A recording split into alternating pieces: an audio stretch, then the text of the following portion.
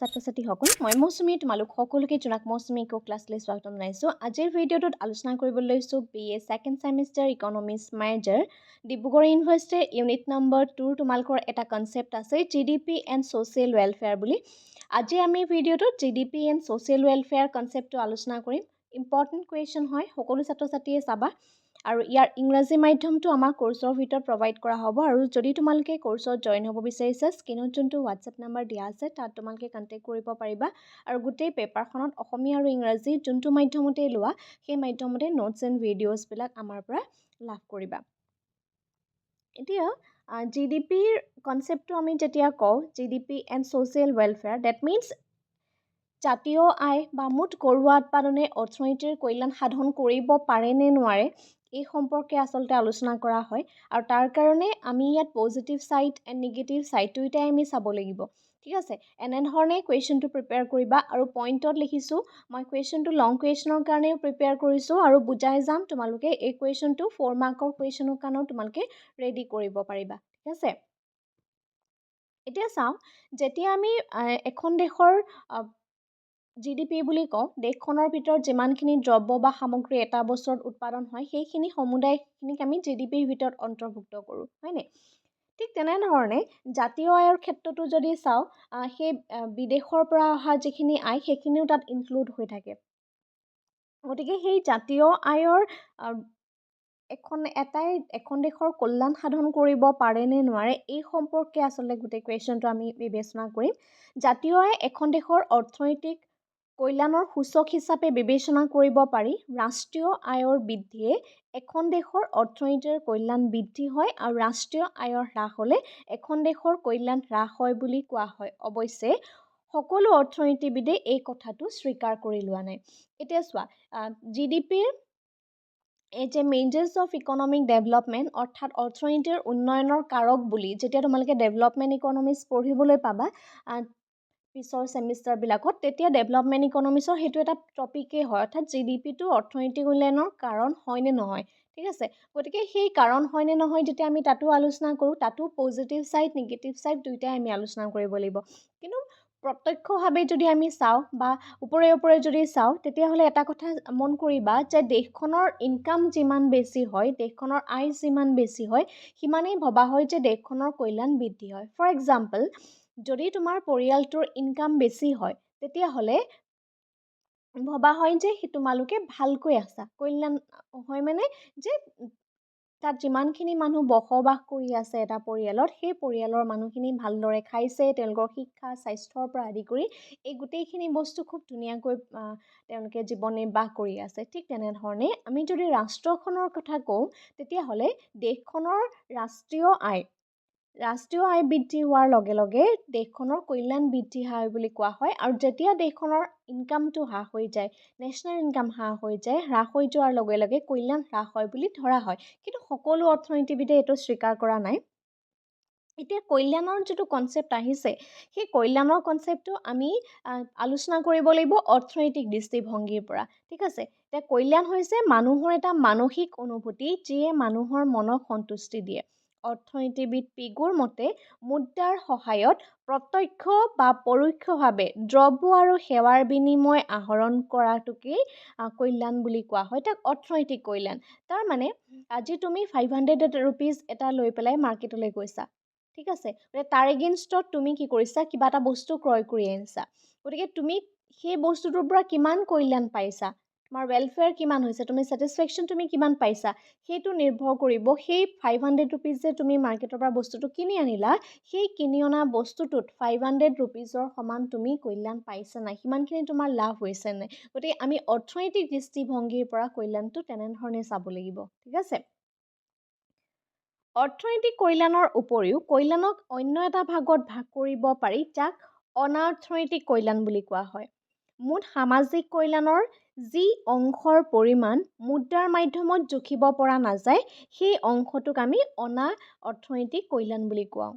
ঠিক আছে, এতিয়া উদাহৰণস্বৰূপে সেই অনাঅৰ্থনৈতিক যিটো কল্যাণ সেইটো হৈছে নৈতিকতাৰ কল্যাণ।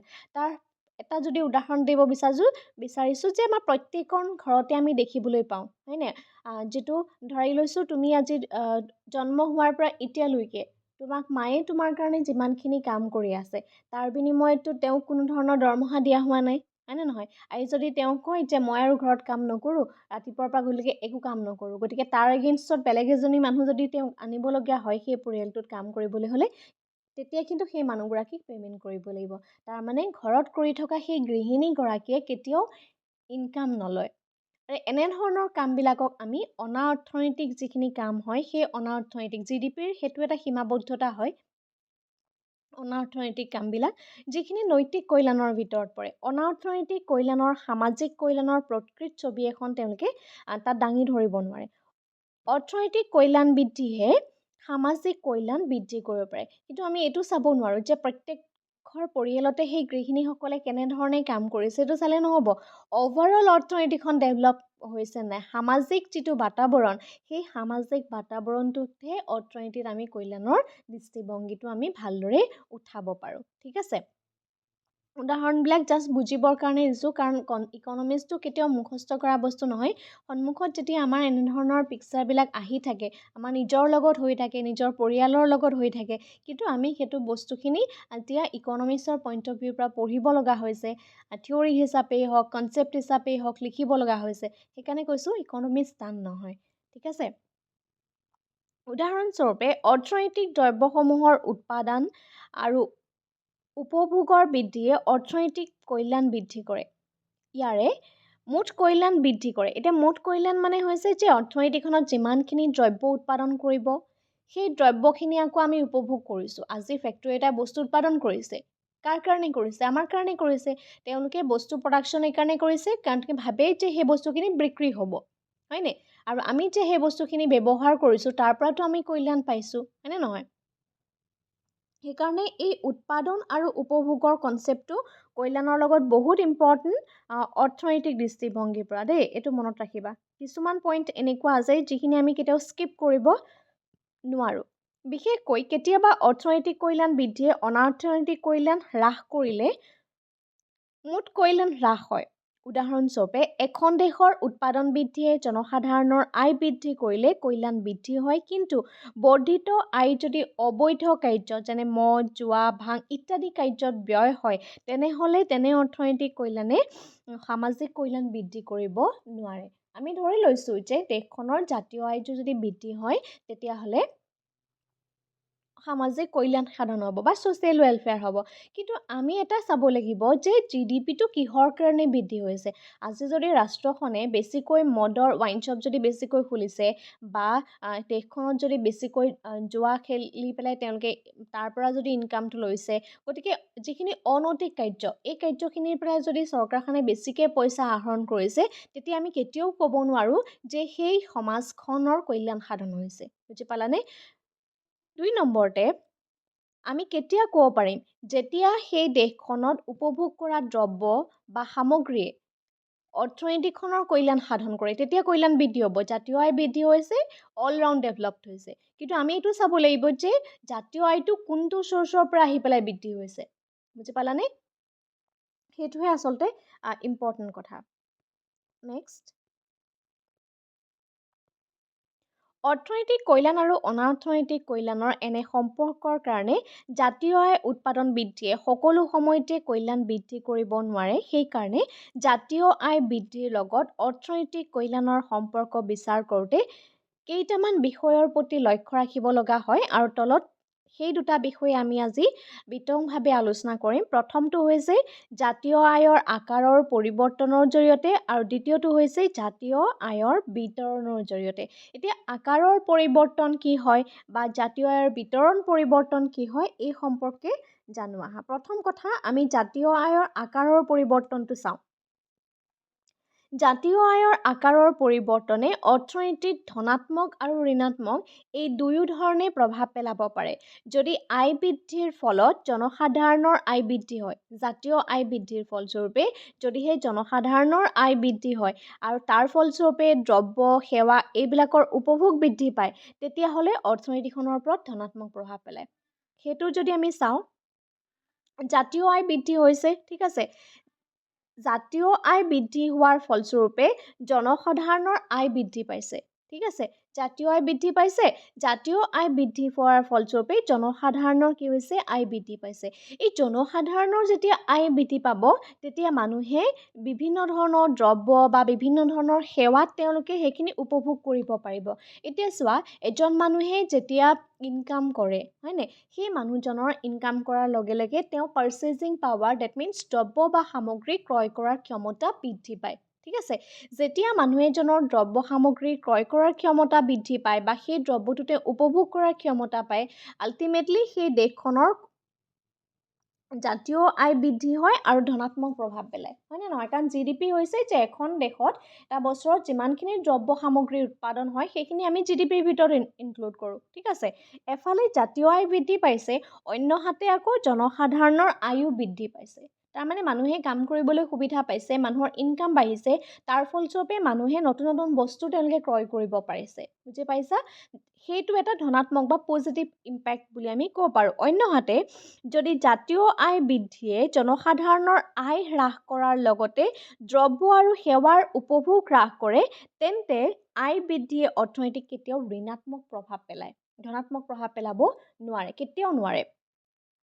মন কৰিবা কথাটো, জাতীয় আয় বৃদ্ধিয়ে জনসাধাৰণৰ আয় যদি হ্ৰাস কৰে, এফালে কি হৈছে ইনকাম বাঢ়িছে, নেশ্যনেল ইনকাম বাঢ়িছে, কিন্তু তাৰ সমান্তৰালকৈ যদি দেশখনৰ মানুহৰ ইনকাম কমি গৈছে, মানুহৰ ইনকাম কমি যোৱাৰ লগে লগে কি কৰিব, যে মানুহে দ্ৰব্য সামগ্ৰী কমকৈ ক্ৰয় কৰিব, হয়নে নহয়? আৰু যদি তোমাৰ যিখিনি প্ৰয়োজনীয় সেই প্ৰয়োজনীয়খিনি তুমি পূৰণ কৰিব নোৱাৰা, তুমি ক্ৰয় কৰিব নোৱাৰা মানে কি হৈছে, আল্টিমেটলি তোমাৰ যিমানখিনি তুমি ছেটিছফেকশ্যন পাব লাগিছিলে, যিমানখিনি তুমি ৱেলফেয়াৰ পাব লাগিছিলে সিমানখিনি পোৱা নাই, সেইখিনিৰ পৰা তুমি বঞ্চিত হৈ আছা। গতিকে সেইটো এটা ঋণাত্মক প্ৰভাৱ, সেইটো কেতিয়াও ধনাত্মক প্ৰভাৱ হ'ব নোৱাৰে। তাৰমানে জাতীয় আয় বৃদ্ধিৰ লগে লগে জনসাধাৰণৰ আয় যদি বৃদ্ধি নাপায় তেতিয়াহ'লে সদায় ঋণাত্মক প্ৰভাৱ পৰে। ঠিক আছে, নেক্সট পইণ্টটো হৈছে যে জাতীয় আয় আৰু মূল্যস্তৰ। ছেকেণ্ড পইণ্টটো, জাতীয় আয় মুদ্ৰাৰ মাধ্যমত প্ৰকাশ কৰা হয়। যদি দেশখনৰ চলিত মূল্যস্তৰ বৃদ্ধিৰ বাবে জাতীয় আয়ৰ পৰিমাণ বৃদ্ধি হয়, তেন্তে জাতীয় আয় বৃদ্ধিয়ে অৰ্থনৈতিক কল্যাণ সাধন কৰিব নোৱাৰে। কাৰণ মূল্যস্তৰৰ বৃদ্ধিৰ ফলত হোৱা জাতীয় আয়ে জনসাধাৰণৰ দ্ৰব্য আৰু সেৱাৰ উপভোগৰ পৰিমাণ বৃদ্ধি কৰিব নোৱাৰে, বৰঞ্চ মূল্যস্তৰ বৃদ্ধি হৈ পেলাই জাতীয় আয় বৃদ্ধি হ'লে জনসাধাৰণৰ অৰ্থনৈতিক কল্যাণ হ্ৰাস পায়। মন কৰিবা, জাতীয় আয় আৰু মূল্যস্তৰ, national income and price level. এতিয়া চোৱা, জাতীয় আয় মুদ্ৰাৰ মাধ্যমত প্ৰকাশ কৰা হয়, সেইটো হয়। যদি দেশখনৰ চলিত মূল্য বৃদ্ধিৰ কাৰণে জাতীয় আয়ৰ পৰিমাণ বৃদ্ধি পায়, ধৰি লৈছোঁ যে আমাৰ ভাৰতবৰ্ষই ভাবিলে যে আমি ৱৰ্ল্ডৰ এতিয়া 4th ৰেংকত আছোঁ, আমি 1st ৰেংকত যাব লাগে, তেতিয়াহ'লে আমাৰ দেশত যিমানখিনি দ্ৰব্য সামগ্ৰী আছে আমি বস্তুৰ দাম বঢ়াই দিওঁ, বস্তুৰ দাম বঢ়াই দিয়াৰ লগে লগে কি হ'ব, আমাৰ যিটো নেশ্যনেল ইনকাম হয় সেইটো বাঢ়ি যাব, গতিকে আমি GDPৰ টপ লেভেললৈ গুচি যাব পাৰিম। তেনেধৰণে যদি ৰাষ্ট্ৰখনে কৰিবলৈ যায় তেতিয়া কি হ'ব, দেশখনত যিখিনি সৰ্বসাধাৰণ মানুহ আছে, বস্তুৰ দাম বাঢ়ি যোৱাৰ লগে লগে সেই মানুহখিনিয়ে সেই বস্তুখিনি ক্ৰয় কৰিব নোৱাৰে, যে তুমি ময়ো ক্ৰয় কৰিব নোৱাৰোঁ, হয়নে নহয়? আৰু যাৰ ফলস্বৰূপে এনেধৰণৰ ছিটুৱেশ্যনত যে জাতীয় আয় বঢ়াবৰ কাৰণে যদি দ্ৰব্য সামগ্ৰীৰ দাম বঢ়াবলগীয়া হয়, তেতিয়া কিন্তু সমাজ কল্যাণ হ'ব নোৱাৰে। বুজি পালা? নেক্সট পইণ্টটো হৈছে পইণ্ট নম্বৰ 2, জাতীয় আয় বৃদ্ধি হোৱাৰ কাৰণ, manners in which increase in national income. অৰ্থাৎ জাতীয় আয় বৃদ্ধিয়ে জনকল্যাণ বৃদ্ধি কৰিছে নাই সেয়া জাতীয় আয় বৃদ্ধি হোৱাৰ ধৰণৰ ওপৰত নিৰ্ভৰ কৰে। শ্ৰমিকৰ শোষণৰ জৰিয়তে যদি জাতীয় আয়ৰ পৰিমাণ বৃদ্ধি হয়, তেন্তে জাতীয় আয় বৃদ্ধিয়ে কেতিয়াও কল্যাণ সাধন কৰিব নোৱাৰে। শ্ৰমিকসকলক যদি অধিক কামত নিয়োগ কৰা হয় বা অধিক পৰিমাণে শিশু শ্ৰমিক বা মহিলা শ্ৰমিকক কামত নিয়োগ কৰা হয়, বা কামৰ অনুপাতে শ্ৰমিকৰ মজুৰিৰ পৰিমাণ যদি কম হয়, বস্তি অঞ্চলৰ পৰিমাণ যদি বৃদ্ধি হয়, শ্ৰমিকসকলে অস্বাস্থ্যকৰ পৰিৱেশত যদি কাম কৰিবলগীয়া হয়, পাৰিপাৰ্শ্বিক অৱস্থাত যদি দূষিত হয়, এই কামবিলাক পৰিৱেশত যদি কাম কৰিবলগীয়া হয়, তেতিয়াহ'লে শ্ৰমিকৰ শোষণ বৃদ্ধি পায়, আৰু শ্ৰমিকক শোষণ কৰি যদি জাতীয় আয় বৃদ্ধি হয় তেতিয়াও কিন্তু সমাজ কল্যাণ হ'ব নোৱাৰে। ঠিক আছে, আকৌ কৈছোঁ, এতিয়া ধৰি লৈছোঁ আমাৰ ভাৰতবৰ্ষ, এগেইন মই ভাৰতবৰ্ষৰ কথা কৈছোঁ, যে ভাৰতবৰ্ষই ভাবে যে আমি ইণ্ডিয়াৰ টপ লেভেললৈ যাব লাগে। সেইকাৰণে কি কৰিবলৈ যিখিনি আমাৰ লেবাৰ আছে, লেবাৰ মিনছ এজন এইটো নহয় যে আজি তুমি ডেইলি তোমাৰ ঘৰত কাম কৰিবৰ কাৰণে যোনজন মানুহ লগাইছা সেইজন নহয়, ঠিক আছে, আমি সকলোৱে লেবাৰ, যিখিনি মানুহে কৰ্মত নিয়োজিত হৈ আছে, যোনে তাৰ পৰা এটা ইনকাম আৰ্ণ কৰিছে, হয়নে নহয়? গতিকে সেইখিনি সময়ত অধিক সময়ক যদি কামত নিয়োগ কৰা হয় মানুহবিলাকক, 8 hours কাম কৰিব লাগে, তাৰ সলনি যদি 12 hours কাম কৰিছে, হয়নে, তেতিয়াও মানুহৰ মানসিক প্ৰভাৱ পৰিব, মানুহৰ স্বাস্থ্যৰ প্ৰভাৱ পৰিব, হয়নে, তেতিয়াও সমাজ কল্যাণ নহয়। তাৰ সমান্তৰালভাৱে যদি শিশু মহিলা এই শ্ৰমিকৰ নিযুক্তি বঢ়াই দিয়া হয়, কাৰণ শিশু শ্ৰমিকক কি হয়, এটা অপৰাধ, আজি শিশু এটাক যদি কামত লগোৱা হয় তেতিয়াহ'লে সেই শিশুটোৰ ভৱিষ্যতটো অন্ধকাৰৰ দিশত ঠেলি দিয়া হয়, কাৰণ আমি কম পইচাত শিশুটোক কামত লগাইছোঁ সঁচা, কিন্তু তাৰ সমান্তৰালকৈ সেই শিশুটো বৰ্তমান শিক্ষা আহৰণৰ সময়, হয়নে, কাৰণ বৰ্তমান শিশুসকলেই ভৱিষ্যতৰ আমাৰ দেশখনৰ ভৱিষ্যত হ'ব। গতিকে তাৰ সলনি যদি মহিলাসকলক কামত লগোৱা হয় কম পইচা দি পেলাই, তেনেধৰণেই যদি জাতীয় আয় বৃদ্ধি কৰে, তেতিয়াও কিন্তু অৰ্থনৈতিকখনৰ আয় বৃদ্ধি যদি হয়, তৎসত্ত্বেও কিন্তু সমাজ কল্যাণ কেতিয়াও বৃদ্ধি নহয়, ঠিক আছে। পইণ্ট নম্বৰ 3 কোৱা হৈছে জাতীয় আয় আৰু ভোগদ্ৰব্য, that means national income and consumption goods. কেৱল মূলধনী সামগ্ৰী বৃদ্ধি হোৱাৰ বাবেই যদি জাতীয় আয় বৃদ্ধি হয়, তেনেহ'লে জাতীয় আয় বৃদ্ধিয়ে অৰ্থনৈতিক কল্যাণ সাধন কৰিব নোৱাৰে। ভোগদ্ৰব্যৰ বৃদ্ধিয়েহে অৰ্থনৈতিক কল্যাণ বৃদ্ধি কৰিব পাৰে, কাৰণ মানুহৰ অৰ্থনৈতিক কল্যাণ কেৱল মূলধনী সামগ্ৰীৰ ওপৰত নিৰ্ভৰ নকৰে, বৰঞ্চ ভোগ্য সামগ্ৰীৰ ওপৰতহে নিৰ্ভৰ কৰে।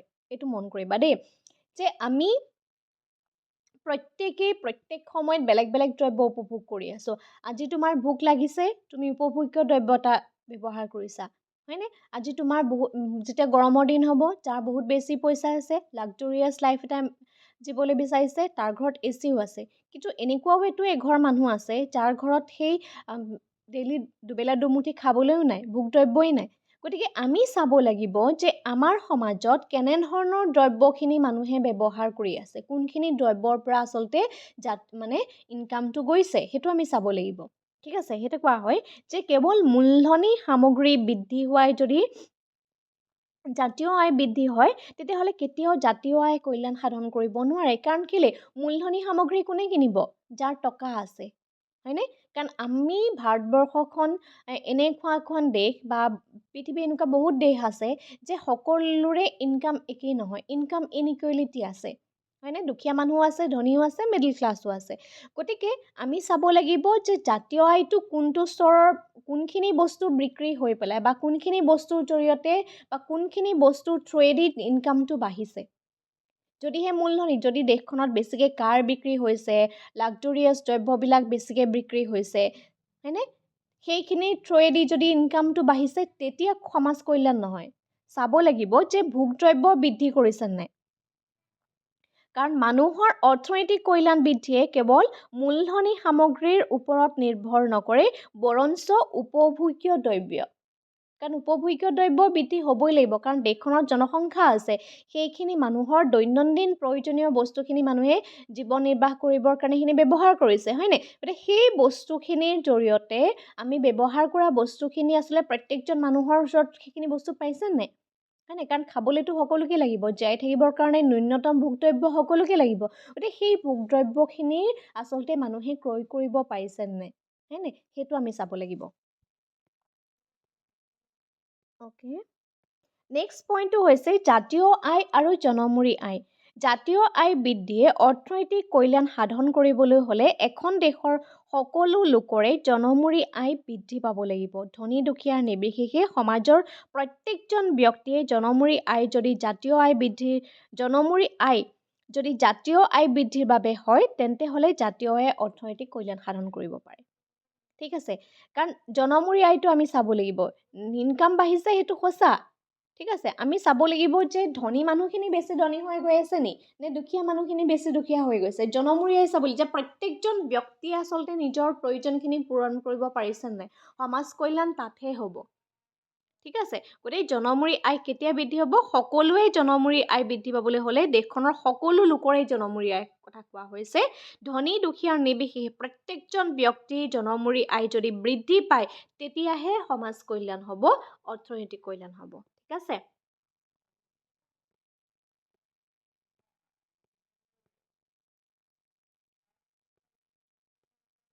অ'কে, নেক্সট পইণ্টটো হৈছে জাতীয় আয় আৰু ব্যয় বৃদ্ধি। জাতীয় আয় বৃদ্ধিয়ে জনকল্যাণ সাধন কৰিছে নাই সেই কথা নিৰ্ভৰ কৰে জনসাধাৰণে তেওঁলোকৰ বৰ্ধিত আয় কিদৰে ব্যয় কৰে তাৰ ওপৰত। যদি জাতীয় আয় বৃদ্ধিৰ ফলত বৰ্ধিত আয় জনসাধাৰণে শিক্ষা, স্বাস্থ্য, প্ৰশিক্ষণ, গাখীৰ, মাছ, মাংস, কণী আদি পুষ্টিকৰ খাদ্য উপভোগত ব্যৱহাৰ কৰে, তেন্তে জাতীয় আয় বৃদ্ধিয়ে অৰ্থনৈতিক কল্যাণ বৃদ্ধি কৰিছে বুলি আমি ক'ব পাৰোঁ। ব্যয় পদ্ধতি, আমি ক'ত খৰচ কৰিছোঁ, ডেট মিনছ আমি ইনকাম কৰিছোঁ প্ৰত্যেকে, হয়নে? আমি ইনকাম কৰা যিখিনি পইচা, সেই পইচাখিনি আমি আল্টিমেটলি ক'ত খৰচ কৰিছোঁ সেইটো আমি চাব লাগিব কল্যাণ হ'বলৈ হ'লে। কাৰণ যিমানখিনি ইনকাম আৰ্ণ কৰিছোঁ, শিক্ষা, স্বাস্থ্য, প্ৰশিক্ষণ এইবিলাক মানুহৰ প্ৰয়োজন হিউমেন ৰিচোৰ্চ ডেভেলপমেণ্টৰ কাৰণে। কাৰণ মানৱ সম্পদ বিকাশৰ কাৰণে আজি তুমি পঢ়ি আছা, কিয় পঢ়ি আছা? তোমাৰ পৰিয়ালটোৱে তোমাক কিয় পঢ়াইছে? যে ভৱিষ্যতে তুমি এজন ভাল মানুহ হোৱা, হয়নে?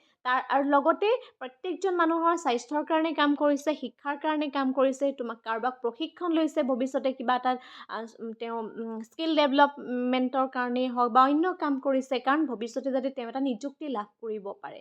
এইখিনি প্ৰথম অৱস্থাত কিন্তু সকলোৱে কি কৰিব লাগে? ইনভেষ্ট কৰিব লাগে, বিনিয়োগ কৰিব লাগে। গতিকে সেই বিনিয়োগত কি হয়? ব্যয় কৰিবলগীয়া হয়। আজি তোমাৰ নামতো তোমাৰ পৰিয়ালটোৱে পইচা খৰচ কৰি আছে, হয়নে নহয়?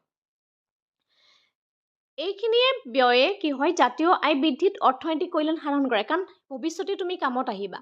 কিন্তু বৰ্ধিত আয়ে যদি অবৈধভাৱে, আৰু যদি তোমাৰ ফৰ এক্সাম্পল এটা পৰিয়াল আছে যোনটো পৰিয়ালৰ ইনকাম বহুত বেছি, কিন্তু সেই পৰিয়ালটোত যিমানখিনি ল'ৰা ছোৱালী আছে শিক্ষা নাই, তেওঁলোকৰ স্বাস্থ্য পাতিও ইমান ভাল নাই, মদ ভাং জোৱা এইখিনি খাই পেলাই তেওঁলোকে গোটেই মাহৰ ইনকামটো শেষ কৰি দিয়ে। গতিকে এনেধৰণৰ যদি চিটুৱেশ্যন হয়, তেতিয়াহ'লে অৰ্থনৈতিক কল্যাণ কিন্তু হ্ৰাস পায়। অৰ্থাৎ উৎকৃষ্ট দ্ৰব্যৰ উপভোগে অৰ্থনৈতিক কল্যাণ বৃদ্ধি কৰিব, আৰু নিকৃষ্ট বা ক্ষতিকাৰক দ্ৰব্যই উপভোগে সমাজখনৰ কল্যাণ হ্ৰাস কৰিব।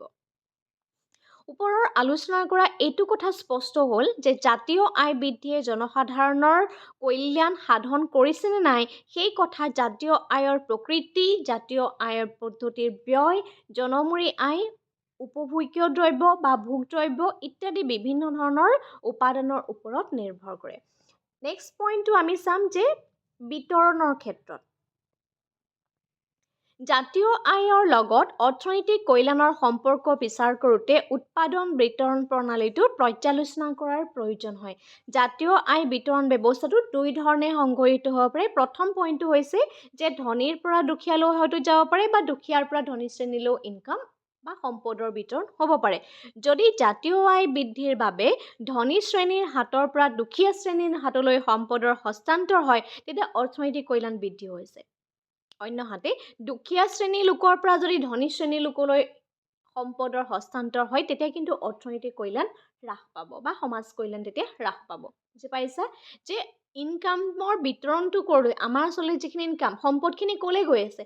ধনী মানুহৰ যিখিনি ইনকাম, সেইখিনি ধনীৰ পৰা দুখীয়াই কিবা এটা পাইছে নে দুখীয়াৰ পৰা আচলতে ধনীয়ে পাইছে, সেইটো চাব লাগিব। নেক্সট পইণ্টটো হৈছে চৰকাৰে যেতিয়া ধনী লোকৰ ওপৰত অধিক সুবিধা প্ৰদান কৰে আৰু দুখীয়া লোকসকলৰ ওপৰত অধিক কৰ আৰোপ কৰে আৰু তেওঁলোকৰ সম্পদৰ একাংশ নিজৰ হাতলৈ আনে, তেনেধৰণে কৰিলে অৰ্থনৈতিক কল্যাণ সদায় হ্ৰাস পায়। মন কৰিবা, যেতিয়া চৰকাৰে, আমাৰ ভাৰতবৰ্ষত ability to pay principal use কৰা হয়, সামৰ্থ্যতাৰ ওপৰত ভিত্তি কৰি কৰ দিয়া হয়, ঠিক আছে, সেইটো বেলেগ কথা। যে যাৰ ইনকাম বেছি তেওঁ বেছি টেক্স দিব লাগে, যাৰ প্ৰপাৰ্টি বেছি তেওঁ বেছি টেক্স দিব লাগে, সেইটো ৰুল আছে। কিন্তু ইয়াত কোৱা হৈছে যে ইনকামৰ বিতৰণৰ ক্ষেত্ৰত কি হয়, যে চৰকাৰে যেতিয়া ধনী লোকৰ ওপৰত অধিক সুবিধা প্ৰদান কৰে আৰু দুখীয়া লোকসকলৰ ওপৰত বেছিকৈ কৰ যদি আৰোপ কৰি দিয়ে, তেতিয়াহ'লে একাংশ সম্পদ কি হয়? ধনী শ্ৰেণীৰ হাতলৈহে যায়। বুজি পালে? তেনেহ'লে কেতিয়াও সম্পদৰ সমবিতৰণো নহয় আৰু লগতে অৰ্থনৈতিক কল্যাণো নহয়। নেক্সট, যদি আয়ৰ পুনৰ বিতৰণৰ জৰিয়তে ধনী শ্ৰেণীৰ পৰা দুখীয়া শ্ৰেণীলৈ সম্পদৰ হস্তান্তৰিত হয়, তেতিয়া আৰ্থিক কল্যাণো সাধন হয়, আৰু ইয়ে ধনী শ্ৰেণীৰ আয় কিছু হ্ৰাস কৰা আৰু দুখীয়া শ্ৰেণীৰ আয় বৃদ্ধি কৰিব।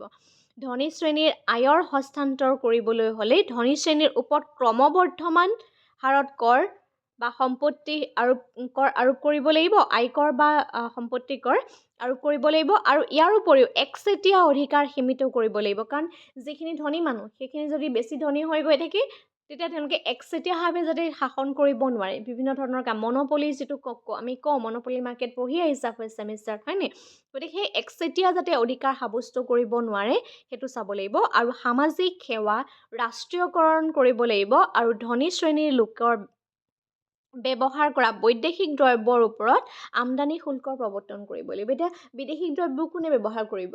যাৰ পইচা আছে সি কৰিব।